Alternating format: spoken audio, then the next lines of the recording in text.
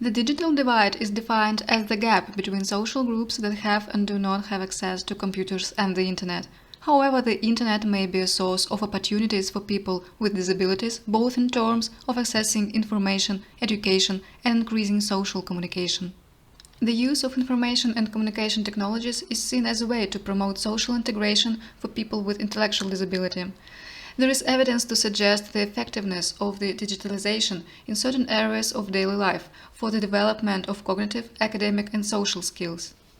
People with intellectual disabilities experience difficulties in digital communication due to their cognitive and physical limitations. We believe that augmentative and alternative communication may help.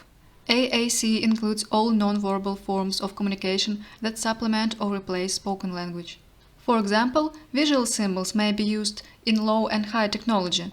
Symbols are widely used in the inclusive and digital environment, education, public spaces, and are believed to play an integrative role. However, it is not fully understood whether people with mild intellectual disability interpret symbols correctly. Iconicity is an important factor that influences the choice of a symbol set for children with ID. To investigate visual perception and understanding of symbols from different AAC systems by adolescents with mild ID, 3 symbol corpuses were chosen: bliss symbolics, locus, and pictograms. In this study, we considered bliss symbolics to be the least iconic, pictograms the most iconic, and locus the middle ground. To reveal the specific patterns of visual perception and comprehension, we designed a choice task where participants had to choose a symbol incongruent to the target word. The sample of the pilot study consisted of 60 students with mild ID and 60 participants with normal intelligence. The stimuli were demonstrated on the laptop. Simultaneously with the stimuli presentation, an eye tracking method was used. The participants' gaze was recorded. We analyzed the average number and average duration of fixation on each of the symbols, as well as the accuracy of the performance of the participants. So, what did we find? According to the students' t-test, students with mild ID performed poorer than students with normal intelligence at a high level of significance. Logistic regression showed that using locus pictograms causes an 80% probability of correct answer, pictogram 58%, and bliss symbols 43%. Overall, eye gaze analysis showed a decrease in the average duration and a higher total number of fixations for students with mild intellectual disability compared to controls.